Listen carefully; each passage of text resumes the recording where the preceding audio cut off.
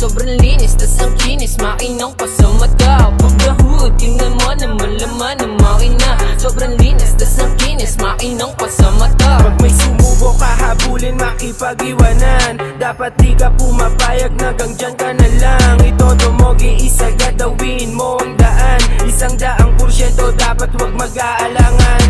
O paano simula na kahilera na tamiya? Kultura pinapasok, pinubuhay sa eksena. Mabuti kung garute, taga-suri mo ng pyesa. Sa kalsada, gay humabol pag naiwang ka pasensya. Sobrang baba, walang sayad, makina solid yung tono. Nagmo-modify ng... So what's up guys, welcome back again to another vlog. So dito nga sa likod ko guys, so meron tayo dito na Ma'am Ben style na owner type jeep. O yan. Yan, so meron tayong gagawin dito, i-restore natin siya. So matagal ng owner to nung may-ari, pero meron silang ipapabago dito kay Ma'am Ben na to. Papakita ko nga sa inyo guys kung ano yung mga babaguhin natin. So dito sa unahan, iibahin natin yung bumper. Kagaya ng mga ginagawa natin, yun yung ikakabit natin na bumper. Kasi ayaw daw ni boss nung may ganyan na. Kaya ipapaiba sa atin. Tapos naman yung dito sa trapal, ayan nga, pansin nyo nga meron siyang sunroof. Ipapabago tong trapal natin. Yung upuan natin, papalitan natin siya ng Recaro seats. Yung flooring, papalitan natin ng bagong pintura. Tapos naman dito sa labas, hindi ko sure kung papapalitan pa nila to. Yung may eagle na yan. Yung kanya suspension, papakulayin ulit ng bago. Sa ilaw, yan, papalitan din natin ng LED. Yung side mirror, papalitan din. Yung sa mugs naman, hindi ko sure kung papalitan siya o i-repaint ulit.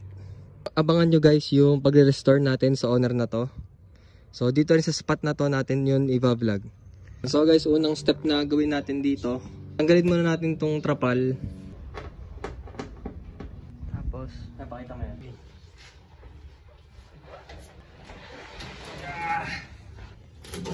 Oops.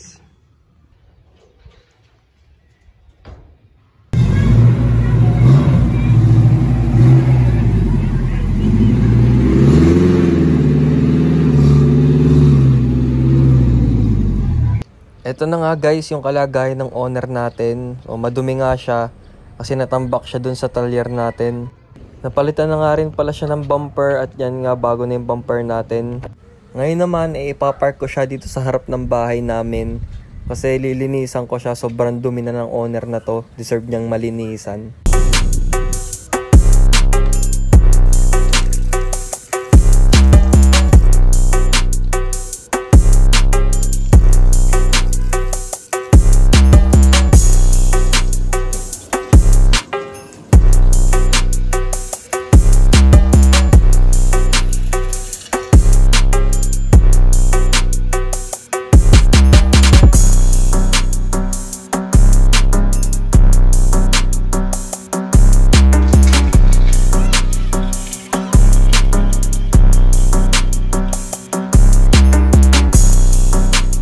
So guys, kahapon kinabitan namin siya ng Recaro SR3 na kulay pula.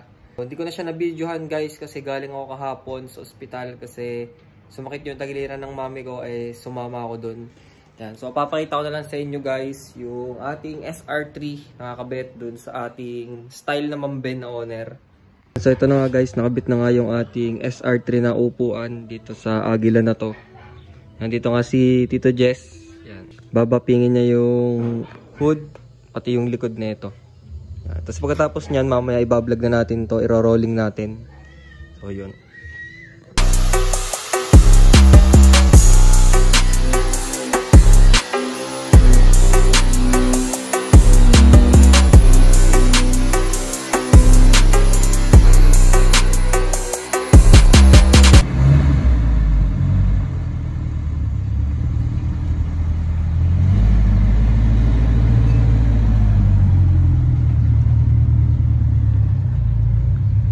So ito na nga, tapos natin gawin yung owner na to. So dito tayo sa unahan. So napalitan na nga natin siya ng headlight. Dati siyang naka-ordinary lights, ngayon naka LED lights na tayo. Tapos nagpalit din tayo ng bumper. Dati yung bumper niya yung dito pababa. Pinalitan natin siya ng pang Tamiya. Siyempre nagkabit tayo ng bull bar. Yan. Tapos tayo na nga rin pala yung nagbully na ito. Yan. At bago din yung ating trapal. Tapos dati siyang naka fiber seats. Nagpalit tayo ng SR3 na upuan. At yun nga yung Takata na seatbelt. So mapapansin nyo nga, meron kaming dala dito na pang cover. Kasi nga baka umulan, i-coveran namin tong SR3. Sayang naman mababasa ng ulan. Tapos hindi nga pala nila pinalitan itong Agila. Ang sabi ko nga, palitan nila kahit black. Pero saka na lang daw. Siguro wala pang budget. Kaya hindi pa nila pinapalitan. Tapos ito nga palang ating trapal. Meron din siya dito. Pero dito sa side na to wala siya. Yan. Tapos nagpalit nga rin tayo dito ng brake lights na LED din. Yan. Tapos yung kanyang flooring, pininturahan natin yan ng bago na pula. Kanya nga pala guys na gauge, hindi rin niya pinaltan. Hindi ko lang sure kung original tong tachometer na to. Pero itong circuit na to, original. Pero hindi na siya nagana. Yan yung kanyang manibela. Pagawa din siya sa amin ng ganito. At nagpabili siya ng carbon na shift knob. Tapos ang astig nga guys ng hood nito, kasi iba yung mechanism ng pagbubukas niya. Bukas nga, hindi ko mabuksan. Din sa kabila, patulong lang yung mechanism. So yung engine nga natin, nirepaint natin siya. Yung ating signature na kulay na ginagawa natin sa head ng mga 4K engine. Yan. At nagpalit nga tayo dito ng skunk 2 na radiator. At nagawa nga tayo dito ng panibago na intake. Yan, customized na intake. Hindi na sila nagpapalit din ng windshield. Yung luma pa din. Naporma na rin naman tong owner na to. Konting bihis na nga lang, goods na, pwede na yung pantambay. Yung mags nila, kanila pa nga rin pala to guys. Lumang mags pa rin nila. Hindi na nagpalit ng bago. Masasabi mo sa owner natin dyan? Ayos pa. Ayos.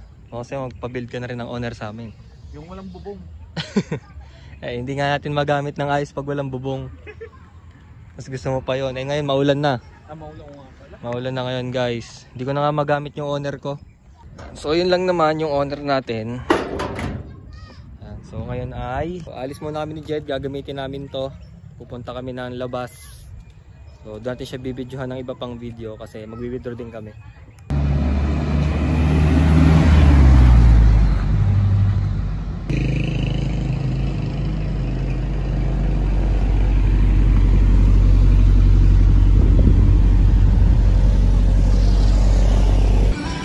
So yun guys, dito kami sa Petron. Vlog takeover muna tayo. Ba, yun naman, boss. Sa akin ako, boss. 30.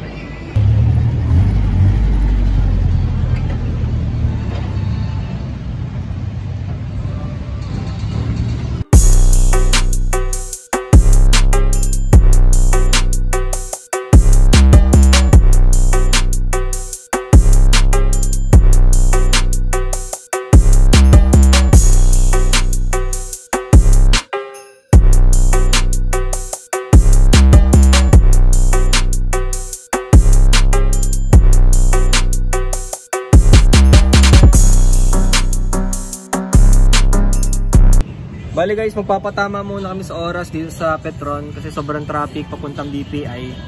Yan. So medyo naninibago nga ako sa paggamit ng owner na to kasi nga may bubong.